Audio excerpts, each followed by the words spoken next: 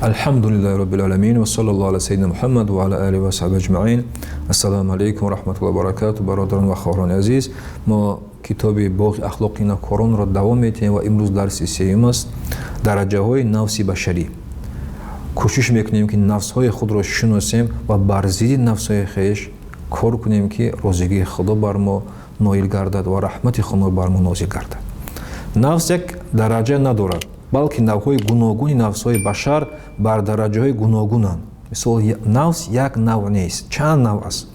Вобаста ба наздикии соҳибони нафс аз Худои таоло ва дурии онҳо аз ӯ, чунончи нафси амора, якум ин нафси амора аст. Ҳар як банда дараҷаи нафс аст. Мисол, чанд қе банда ба Худо наздик боша, ӯ дараҷаи махсус дорад.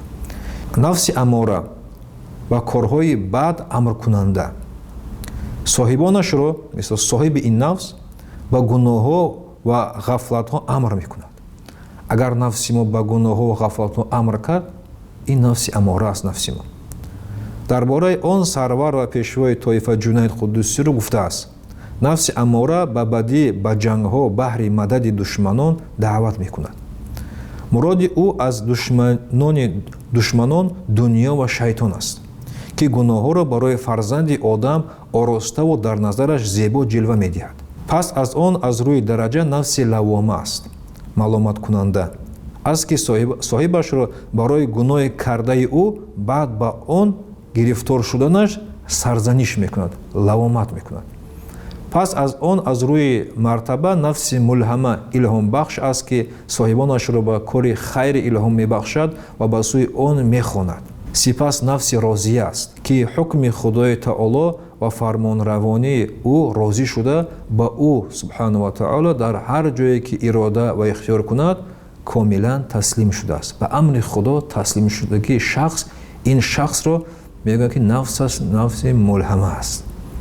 Сипас нафси марзия аст, ки ризои Худованд субҳану ва таолоро ноил шудааст. Нафси марзия.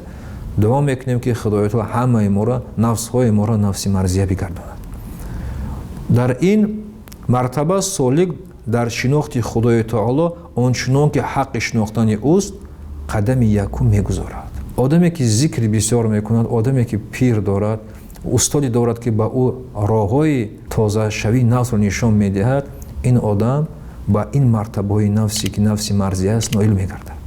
Ва ин нафси марзия қадами якум мегузорад дар покшавии нафс, дар розигии Худо. Худо ҳамаи моро аз ҳамин мартабаҳо маҳрум нагардонад ва розигиашро бар мо ноил бигардонад. Алхамдулиллахи Раббил Аламин.